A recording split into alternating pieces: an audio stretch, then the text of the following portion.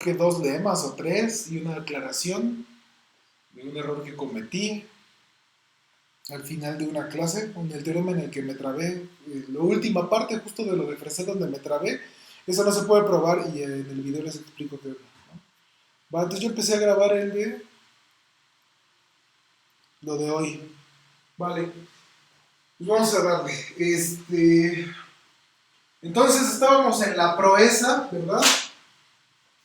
De construir eh, sí. Nos habían dado, les recuerdo, ¿no? Un tipo de semejanza de tamaño lambda. Nosotros habíamos escogido un paquete de constantes disjunto con tau, de tal forma que era una constante por cada ordinal o cardinal, es lo mismo, debajo de lambda. Lo que requiero son lambda constantes exactamente. Y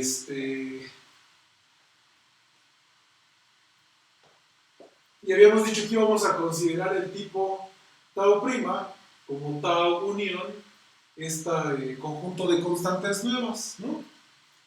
Ahora entonces íbamos a trabajar en el lenguaje de tau prima, ¿va?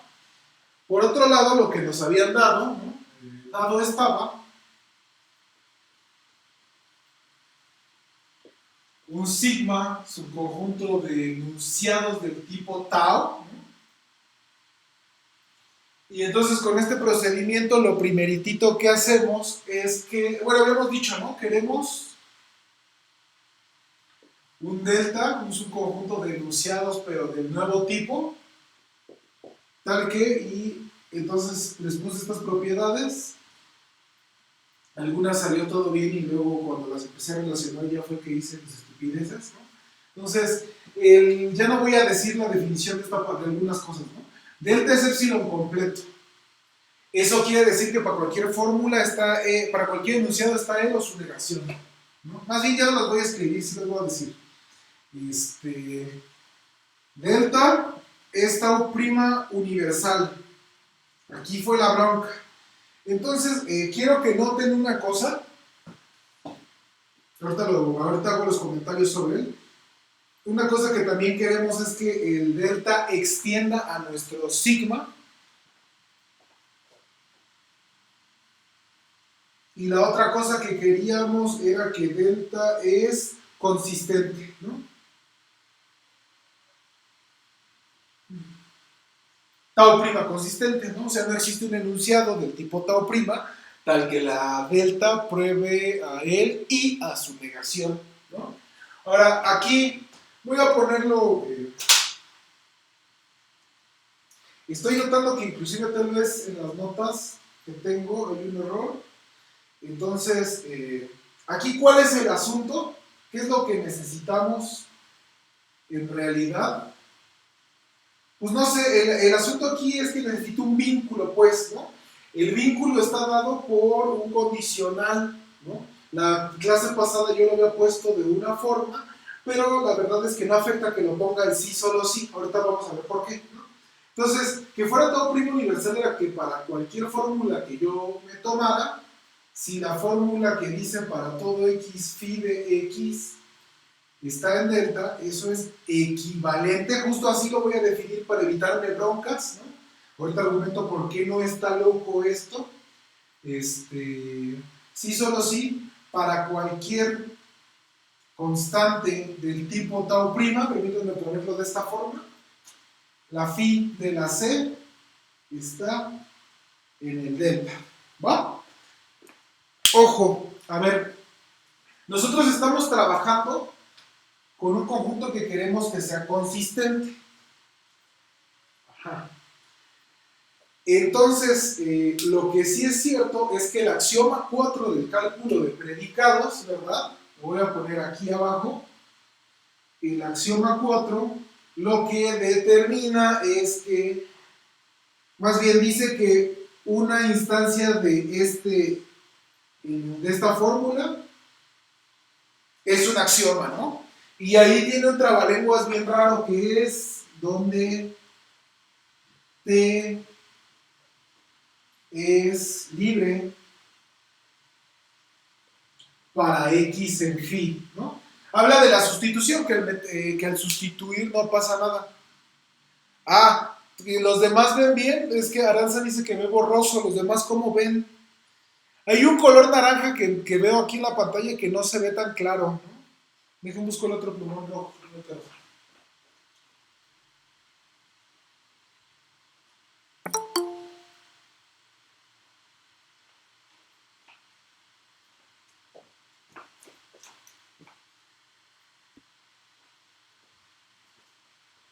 ¿Vale? Entonces tenemos esta condición. ¿Ya ves bien, Aranza? ¿Los demás ven bien? Ah, ok, va, ya se resolvió. Órale, va. Sí, cualquier cosa díganme. Va, ok. Entonces, estaba hablando de este delta, lo queremos con esas propiedades y justamente estoy hablando del problema crítico de la vez pasada y es la dirección de aquí. Ahora, una de las cosas que sí ocurre, ¿no? Es que necesitamos trabajar con la consistencia de D. Y entonces aquí el asunto es que tengo este axioma 4 del cálculo de predicados que dice que de una fórmula universal puedo afirmar que un término tiene la propiedad, ¿no? Dice, pues si todos la tienen, entonces cualquier término la tiene, siempre y cuando yo meto el término no se haga ahí una porquería, ¿no? Que eso es esta cláusula que T es libre para X en phi, ¿no? Entonces, el que sea consistente y epsilon completo, eso sí que nos quedó muy claro que eso implicaba que era maximal consistente. Y entonces, al ser maximal consistente, una cosa que se puede probar es que es cerrado bajo modus ponens, ¿no? Por ser maximal consistente. Es decir, que si alfa y alfa implica beta son cosas que están en el delta, entonces el beta tendrá que estar en el delta. Y entonces de esa misma forma, si yo tengo que para todo X está en delta, entonces para todo el paquete de constantes se tiene que cumplir esta parte, ¿no? Esa parte es natural. Y entonces lo que nosotros en realidad necesitamos, o la parte crítica, la propiedad que es interesante, porque como ven, no necesariamente se dará, pues es esa dirección, ¿no? Permítanme, me sirvo café, si tienen una duda, por favor, díganmelo. Ahora, ese delta le voy a decir el chismoso de ahora en adelante, pues ahorita van a ver por qué, ¿no? Ahora, supongamos que llegó Carlos Torres y nos trajo del Oxxo este delta dado este sigma, ¿va? Así. Llegó y nos dijo, mira, aquí está este delta que cumple las propiedades que necesitas y se fue, ¿no? Entonces, ahora, ¿por qué quiero un delta así? ¿Qué es lo que voy a hacer? ¿Cómo voy a construir el modelo? Porque lo recuerdo que lo que estamos tratando de probar es que si ustedes me dan un conjunto de fórmulas de enunciados de primer orden, del cual no es posible deducir una contradicción, es decir, un enunciado y su negación, entonces nosotros tenemos que construirle una estructura de su tipo de semejanza que es un modelo de este, ¿no? Entonces, para hacer esto, tendremos que pasar por este proceso. Ahora, este proceso, ¿no? Supongamos que ya lo hicimos. Ahora, ¿cómo construyo la estructura? ¿No? Va a ser lo sumamente importante. Y bueno, pues el chismoso nos va a decir todo. ¿Va? Primero, ¿no? Esto sí es importante. A ver, aquí voy a ir diciendo la idea así. Y luego me voy a ir metiendo a los detalles, ¿no? Prefiero irlo haciendo así por capas, ¿no? Entonces, ok. Primer paso. Vamos a considerar los términos cerrados, por eso pongo ese cero ahí, del tipo tau prima, ¿vale? ¿Qué son los términos cerrados del tipo tau prima? Bueno, nosotros sí teníamos la definición de término sobre un tipo de semejanza, ¿no? Ahora solo habrá que decir qué propiedad determina que tenga ese cero allí. Y también les recuerdo que habíamos definido la función variables que ocurren, que a cada término le asociaba el conjunto de variables que habían intervenido en la construcción del término, ¿no?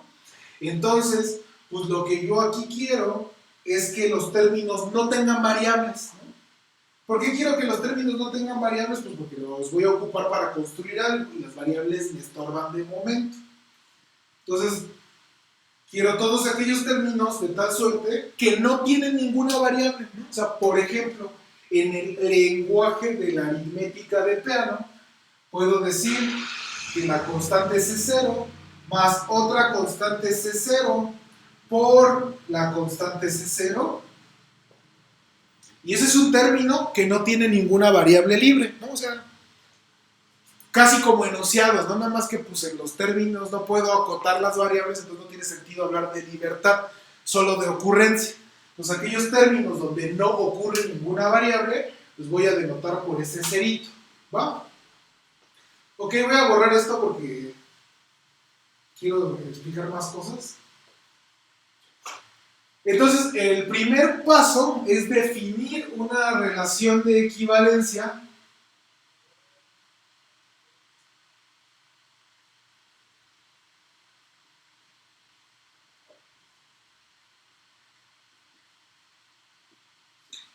en ese conjunto, en el de los términos cerrados del tipo tau prima, ¿va? ¿Qué relación de equivalencia vas a definir? Ah, bueno, yo voy a decir que T está relacionado con S si y solo si, claro, dos términos cerrados, ¿verdad? Si la fórmula que dice T igual a S es parte, es un elemento pues, del chismoso, ¿no? Y por eso es el chismoso, ¿va? Y ahora consideremos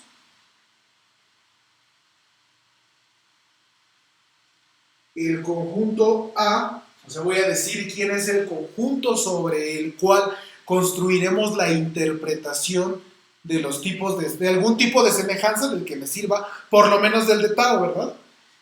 Va a ser tomar el conjunto de términos cerrados del tipo tau prima y hacer el cociente con la relación de equivalencia. Ese es el conjunto donde voy a construir el modelo de sigma. Les decía la vez pasada, por eso se dice que los lógicos se muerden la cola, ¿no? Porque quieres un modelo para los enunciados de tu lenguaje, pues del mismo lenguaje lo vamos a sacar y de hecho van a ver cómo es bien natural, ¿va? Voy a borrar esta parte de aquí arriba. Ok, entonces aquí hay que probar una observación, ahorita solo la voy a enunciar, no me importa cómo se prueba. ¿Cómo son los elementos de ese cociente? Porque uno dice, ah, no, sí, está muy chido, está muy, muy chévere, que todos sean pues, clases de equivalencias de cocientes cerrados en ese tipo de equivalencia, pero ¿qué? ¿No? Entonces la observación es que para todo término cerrado del tipo tau prima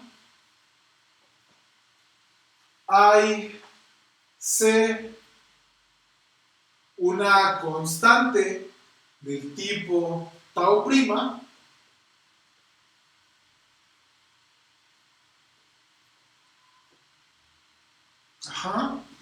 tal que pues es lo mismo, ¿no? Lo voy a poner de las dos formas.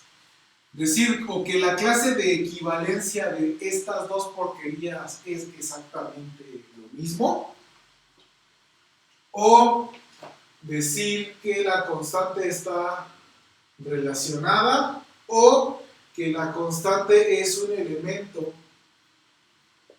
de la clase de equivalencia. ¿Va? O sea, como que siempre para cualquier término hay un representante de su clase que es una constante. Ok, eso está muy bien. Órale.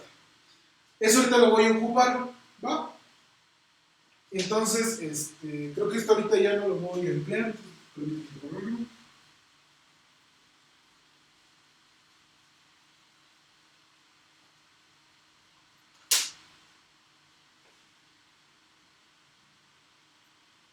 Ok, ajá. Entonces definimos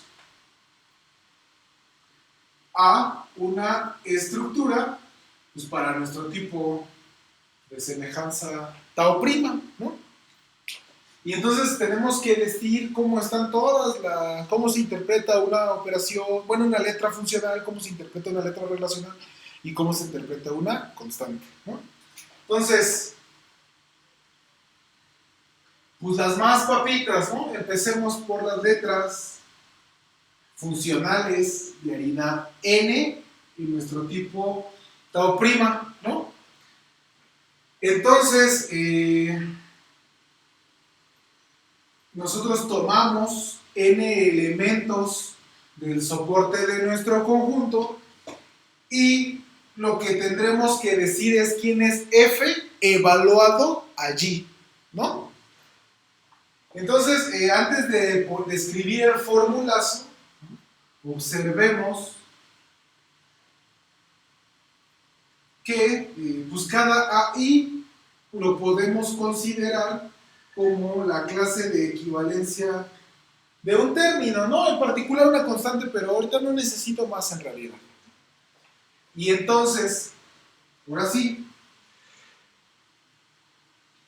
¿quién sería mi letra funcional interpretada? Tiene que ser una operación. Entonces esto tendrá que evaluar a estos mnemonitos, ¿no? Que por la observación de cómo son los objetos de vía, son todas clases de equivalencia, ¿no? Esto tendrá que ser, como yo voy a decir que sea la operación, todavía no la estoy definiendo, pero es pensarla aquí, ¿no? En clases de equivalencia. ¿Va? Ah, entonces ahora sí, la definición de esto, por esto le pongo estos dos puntitos, aunque hay muchísima gente a la que no le gusta. ¿Cuál va a ser? Ah, tómate la clase del término que resulta de aplicar la letra funcional F a los términos que nos tomamos aquí.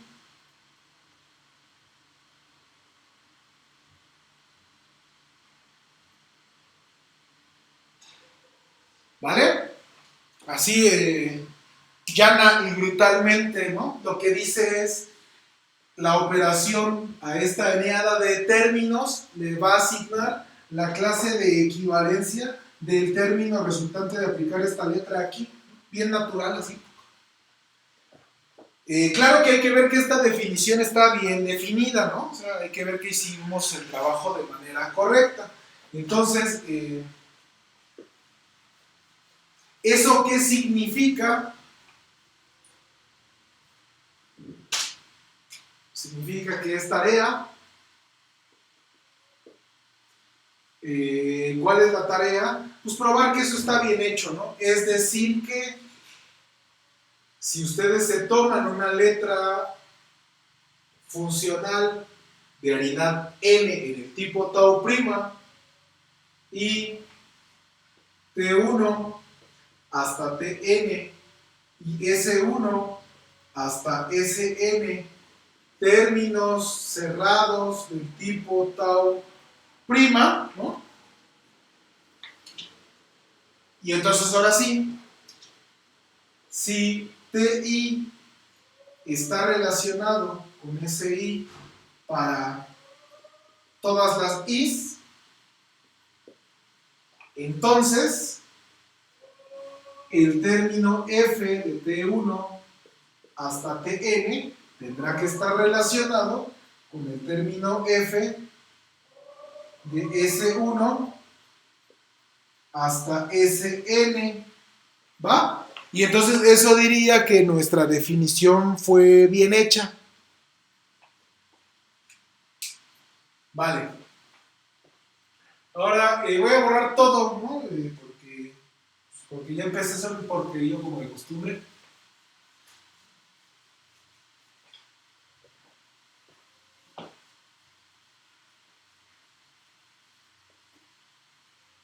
Les recuerdo que estoy grabando, entonces en determinado momento pueden revisarla, pueden ponerle pausa para que se capture el pizarrón, ¿no? Al rato que lo suba, y si no, ahora se está haciendo las notas.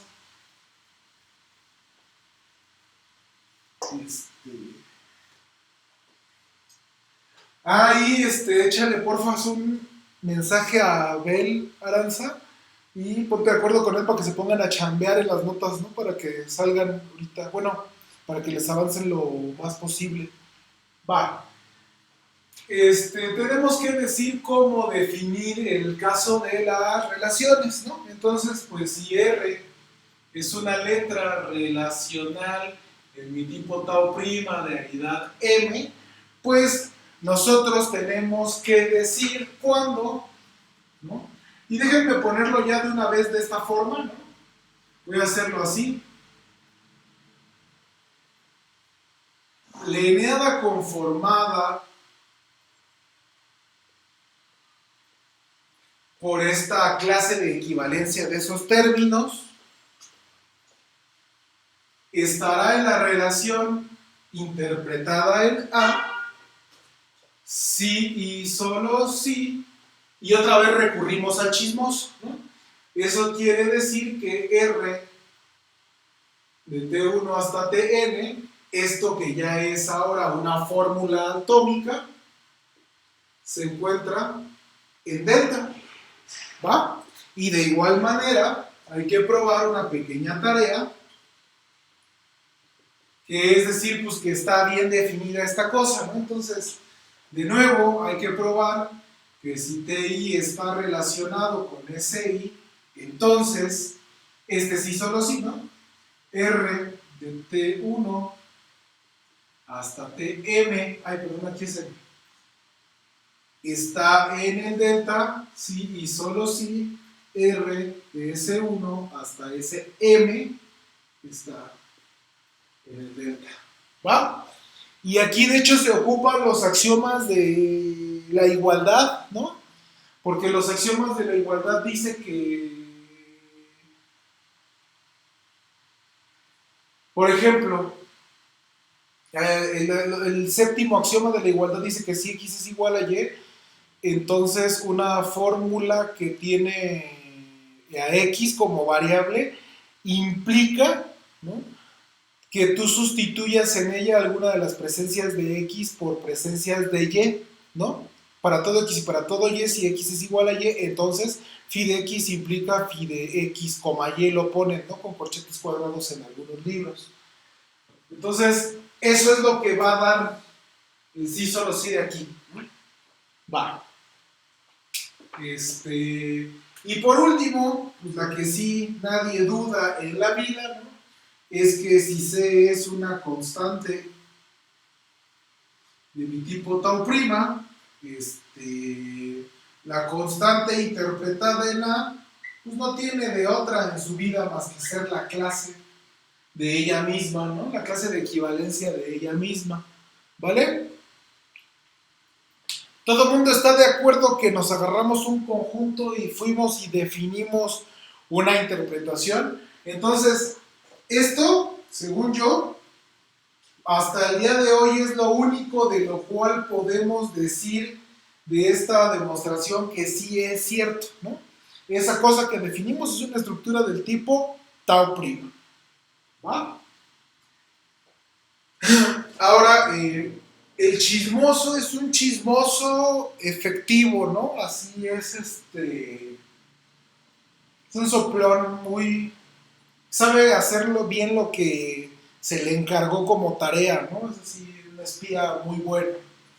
¿Por qué? Porque ahora inmediatamente después de este resultado, ¿no?, de esta declaración de quién es la A, lo que hay que decir es lo siguiente, y es una proposición, y justo es eso que les digo, y es que el chismoso se super rifó, y es que para cualquier enunciado del tipo tau prima, es lo mismo que A lo haga verdadero, salud, a que phi esté en delta, ¿no? O en otras palabras, si lo quieren poner, esta definición fue de las primeras al principio del semestre, la de la teoría de una estructura, ¿verdad? Nada más que como aquí tengo dos tipos de semejanza de manera implícita, permítanme ponerle notación para que no haya falla ahí. O bueno, no, así lo voy a dejar porque la teoría de una estructura siempre se computa en su tipo de semejanza, ¿no? Uno nunca va corriendo de chismoso por ahí a otro lugar, ¿no? Entonces, precisamente la teoría de la estructura A coincide con el chismoso, ¿no? O sea, el chismoso fue construido de tal manera que era la teoría de alguna estructura en su lenguaje, ¿no? ¿Dónde está el lenguaje aquí? ¿Sí? Un tanto así como lo de los H, ¿no? Lo del H decía, si el H tiene estas, más bien, si una clase de estructuras tiene estas propiedades, entonces es el esqueleto de alguna estructura. Aquí, básicamente, lo que estaríamos probando al definir una estructura de esta forma y luego probar esta proposición, lo que estaríamos viendo es que si un conjunto de enunciados en un tipo de semejanza con suficientes constantes cumple estas cuatro propiedades, ¿no? La de la consistencia, la epsilon completud, la tau prima universalidad y no sé qué más. Entonces, ese conjunto de enunciados es tal que es exactamente la teoría de una estructura, ¿va? Eso es lo que logramos, ¿no? Eso fue así. Bueno, ni hemos logrado nada, es lo que estamos tratando de ir haciendo, ¿no? Pero bueno, eso es a lo que llegamos, ¿no? Y entonces, pues, voy a borrar todo menos ese cachito de ahí, ¿verdad? ¿Por qué? Pues porque entonces ya estaría hecho el teorema, ¿no? De hecho, porque les recuerdo lo siguiente, bueno, entonces, como la teoría de toda esta estructura A es delta, pues en particular A hace verdad a todos los enunciados de delta. Ah, pero pues si haces verdad a un conjunto, haces verdad a cualquiera de sus subconjuntos, ¿no? Y entonces eso quiere decir en particular, porque lo hemos ocupado, que el chismoso extienda a sigma, pues que A hace verdad a sigma, ¿no? Y uno dice, oye, pero hay una bronca, A es una estructura de un tipo de semejanza distinta al de sigma, y uno dice, ah, bueno, sí, porque ahora, si yo reduzco, tomo un reducto se llama, es decir, tiro a la basura un cacho del tipo de semejanza, si no toco el tipo de semejanza de las fórmulas de aquí, entonces la estructura sigue siendo un modelo del de acá, ¿no? Eso como se dice, sea B igual, tómese usted la estructura A, pero restrínjala al tipo tau, ¿no? O sea, las constantes de tau prima que metimos nuevas, ahora las ya no vamos a quitar los elementos. Solo cuando representemos a la estructura como cuarteta ordenada, en la parte de los elementos distinguidos, que son las constantes interpretadas, ya no encontraremos a ninguno que venga directamente de ser una constante de C' interpretada, ¿no? Todos tendrán que ser por fuerza elementos que vengan de constantes de tau, ¿no? De constantes viejas, ¿no? Entonces, así como el sigma es un conjunto de enunciados del tipo tau, ¿no? Pues B hace verdad al sigma. Y eso es lo que queríamos probar, ¿no? Ese es el gran camino, ¿vale? ¿Cómo ven? ¿Está claro el camino que queremos recorrer por lo menos?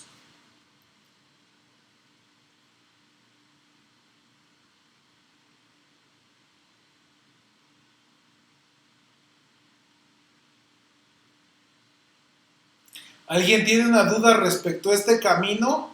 Porque pues, la parte de la prueba es un tanto engorrosona, ¿no? Entonces, pues voy a ir haciendo unas cosillas así, ¿no? Voy a ir avanzando, entonces, pues va, ahí cualquier cosa me van deteniendo.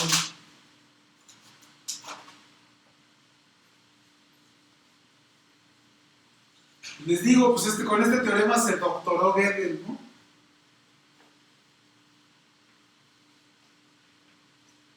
Pero vienen ustedes de doctorado, él lo que demostró es que existía un cálculo de predicados completo y correcto, ¿no? Respecto a la noción de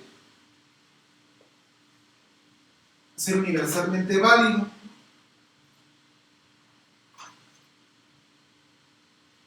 Ok, va.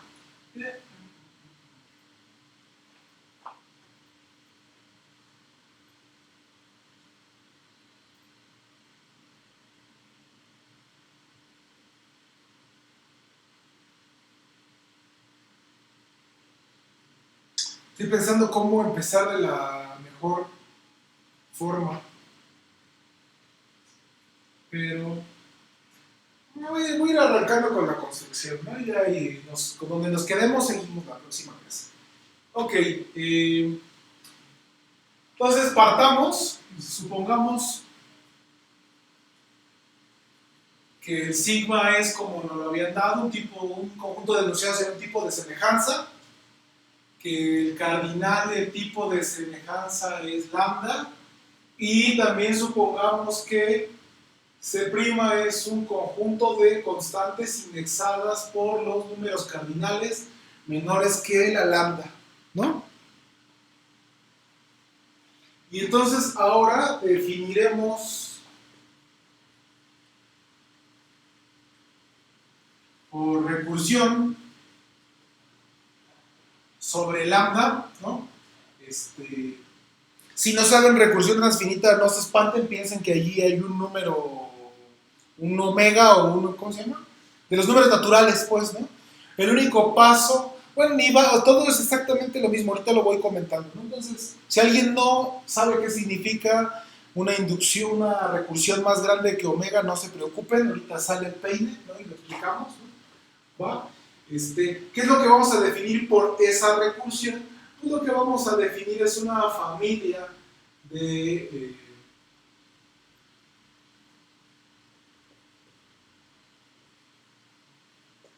de subconjuntos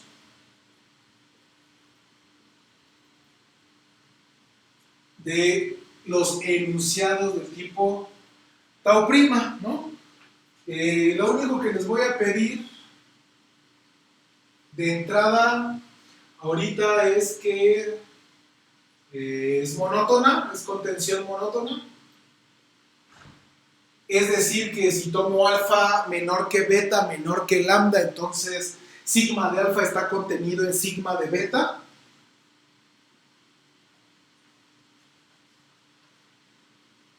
Y ya, no voy a decir más porque mejor me voy a aventar el tiro a definir por recursión las cosas que quiero definir, ¿no? Ok, entonces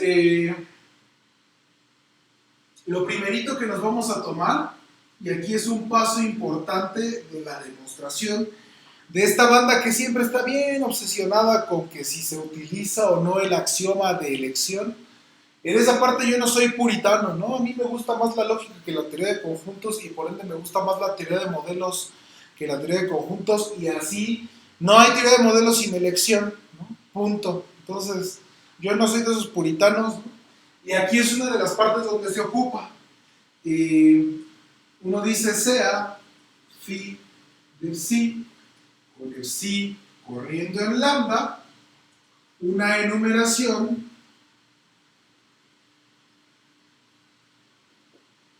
sin repeticiones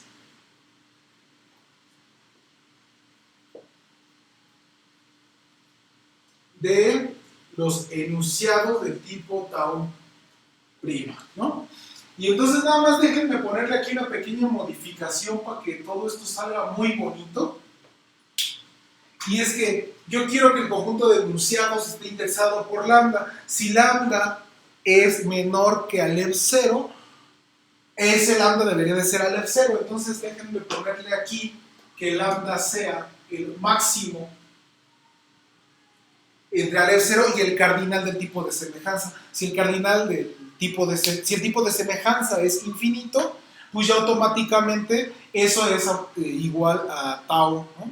La única prueba es cuando el tau pues, es finito, ¿no? Pero ahí será la recursión sobre una longitud numerable, ¿no? Va. Entonces, el primer ingrediente que me tomo para iniciar con mi recursión es esta enumeración de todos los elementos de este conjunto. Eso usa elección, ¿no es cierto?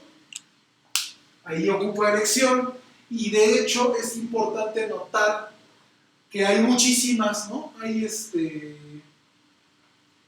si mal no recuerdo, biyecciones de un conjunto en él mismo, hay dos a la cardinal del conjunto, ¿no? Sí, sí, sí. Entonces noten ustedes que de entrada aquí se está eligiendo una de 2 a la lambda biyecciones. Eso no tiene que ver con elección es que existan esas biyecciones. Lo que hace aquí el asunto es que en el primer paso, en el primeritito de los pasos que estamos haciendo, había 2 a la lambda opciones para proceder y nosotros estamos escogiendo una.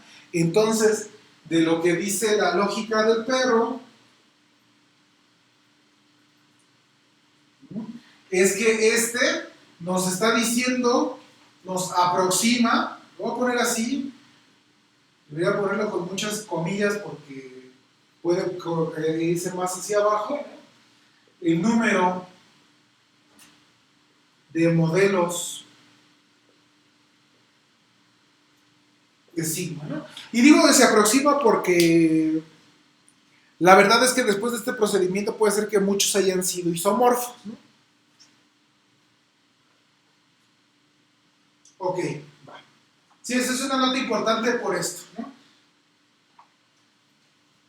Bueno, pues por ejemplo, una forma de notar que es importante esto de la enumeración, que no me estoy haciendo güey, es, pues piensen ustedes, como habíamos dicho la otra vez, que sigma fuera la teoría de grupos,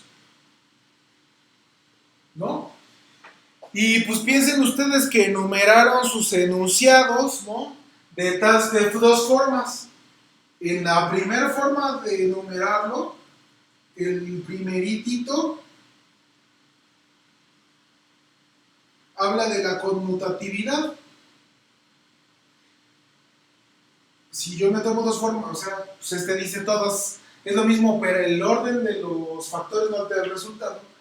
Y acá ponemos pues, que sí existen algunas cosas, de tal forma que el cómo los operé alteró el resultado, ¿no? Cuando yo empiece a hacer la inducción, lo que voy a definir es cómo voy a ir extendiendo a mi conjunto sigma, ¿no? Lo que voy a ir es diciendo, pues que mi sigma 0 va a ser el sigma, voy a decir que mi sigma 1 es el sigma 0, pegarle algo, ¿no? Y así me voy a ir pegándole de fórmula en fórmula en casi todos los casos, y entonces fíjense que, pues no va a ser lo mismo si mi enumeración que agarré primero tiene a este enunciado, que si la enumeración que tomamos primero tiene a este enunciado, ¿no? Ya sabiendo la ruta que vamos a tomar, pues si estoy partiendo del lenguaje de teoría de los grupos, pues la estructura que estoy construyendo por lo menos tendrá que tener estructura de grupo, ¿no? Ahora, nosotros vimos hace rato que cuando construyéramos el chismoso, la forma de construirlo, lo que nos producía era que este conjunto de enunciados era por fuerza la teoría de una estructura, ¿no? Entonces noten que ya no importa qué más pase abajo con las enumeraciones, ¿no?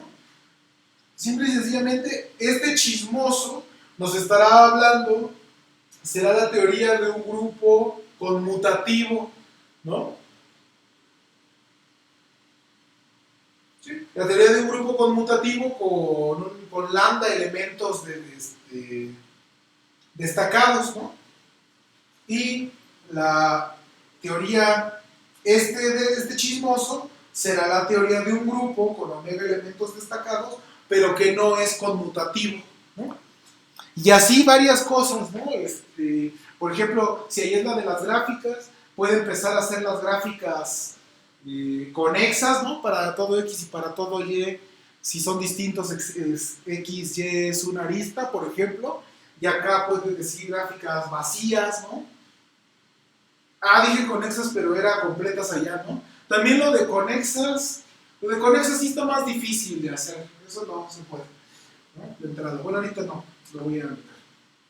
Entonces, efectivamente, ¿con qué numeración me arranco? Puede llegar a ser esencial para el modelo que voy a acabar construyendo. Se les trabó un poco. ¿En qué momento?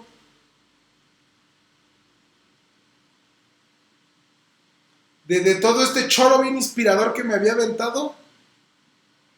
A mí se me empezó a trabar en el momento que estaba escribiendo, definimos por recursión, y de ahí un poquito alcancé a escuchar algo del axioma de elección y de ahí todo se trabó. Bueno, ahorita ya, sí. Lo que dice Santiago, creo que yo también creo que es cierto, que no se puede definir la conexidad en primer orden, y yo creo que eso es por la culpa de la compacidad. Como que si me pudiese agarrar todas las gráficas finitas y conexas, como que debería de poder construir una gráfica infinita y disconexa, ¿no? Sí, o sea, si yo asumo que tengo un conjunto de enunciados de tal forma que sus modelos son exactamente las gráficas conexas, a mí me parece como bastante fácil o natural que compacidad deba de poder romper esa propiedad, ¿no? Pues justo es con lo de la clasificación de teorías, ¿no? De lo de que hay un conjunto de enunciados que te está amarrando el comportamiento de toda esta cosa, ¿no? Son como eso de que los grupos, de hecho, en una implicación de compacidad muy comúnmente ocupada, es que no se puede axiomatizar cosas finitas en lógica de primer orden, ¿no? ¿Por qué? Pues porque lo que se prueba es que si tú tienes un conjunto de enunciados de tal forma que sus modelos son finitos y arbitrariamente grandes, por fuerza tiene un modelo infinito, ¿no? Entonces, pues no puedes caracterizar la finitud con enunciados ni con conjunto de enunciados. Bueno, va.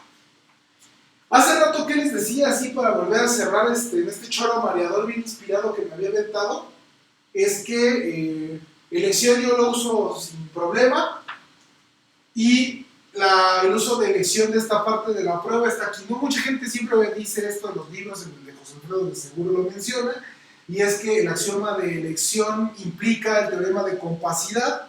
De hecho, el axioma de elección implica esta parte, ¿no? de la construcción de que todo modelo sintácticamente consistente, de que todo conjunto sintácticamente consistente de enunciados tiene modelo, es lo que implica el axioma de elección. Porque la parte donde lo ocupo es aquí para extender, precisamente. El decir que existe esa enumeración ya es elección, ¿no? Y luego lo que les argumentaba es que aparte de ello, es importante con qué enumeración arranco, puesto que lo que nosotros vamos a hacer es ir definiendo expansiones de mi sigma, ¿no? Mi sigma 0 de mi recursión va a ser el sigma, mi sigma 1 va a ser el sigma 0 unión algo que voy a sacar de esta enumeración, y así me voy a ir, ¿no? Viendo a crecer mi sigma conforme se me vaya permitiendo, para obtener al final que al unir toda esa cadenota lo que me queda es el chismoso que quiero, ¿no? Entonces lo que les decía era que la enumeración era fundamental, ¿no? Puesto que hace rato les platicaba de la ruta que vamos a seguir, y en esa ruta lo que decía era que íbamos a construir el chismoso de tal suerte que el chismoso era la teoría de una estructura, ¿no? Entonces lo que les digo es, imagínense que tienen dos enumeraciones distintas y que el sigma del que partimos es la teoría de grupos. Entonces, si en la enumeración el primer cacho que jala, ¿no? El primer enunciado fuera el de la conmutatividad en esta enumeración, y en otra enumeración el primer enunciado fuera la negación de la conmutatividad, pues a la hora en la que nosotros nos estamos yendo de este lado, el chismoso tendrá que ser la teoría de un grupo, ¿no? Porque va a satisfacer de manera que no es conmutativo, es un grupo no conmutativo, ¿no? Y si nos fuéramos por este lado, pues el chismoso sería la teoría de un grupo que sí tiene que ser conmutativo, ¿no? Entonces eso marca diferencias fuertes, ¿no? Además les recuerdo que nosotros probamos en algún momento un teorema que decía que tenía como corolario que dos cosas isomorfas son elementalmente equivalentes, ¿no? Entonces lo que estoy diciendo aquí es que posiblemente, si tú me das un conjunto de enunciados, yo pueda escoger muchos modelos que sabré que no son elementalmente equivalentes, ¿no? ¿Por qué? Pues porque como yo quiero preservar la consistencia, una vez que entró pues yo no puedo meter su negación, porque si no rompo la consistencia. De igual manera, si me voy por la consistencia una vez que entró yo no puedo meter porque vuelvo a romper la consistencia. Entonces, solo está uno de los dos, ¿no? Y por la epsilon completud tiene que estar exactamente uno de los dos siempre, ¿va? Entonces noten cómo de entrada diferentes enumeraciones me dan posibles modelos que no son elementalmente equivalentes entre sí por cómo fui enumerando. Y pues si no son elementalmente equivalentes entre sí, mucho menos serán isomorfos, ¿no? Entonces noten cómo tan solo la forma de escoger la enumeración me puede producir modelos no isomorfos, ¿va? Ya con eso quedémonos ahí porque ya 14 horas. Ya sonó la campana, ¿va? Pues nos vemos, hoy es jueves, nos vemos mañana. Nos vemos mañana y les sigo a ver qué tal avanzamos aquí. Espero, pues por lo menos construir el chismoso bien construido, ¿va? Cuídense, que estén muy bien. Nos vemos mañana.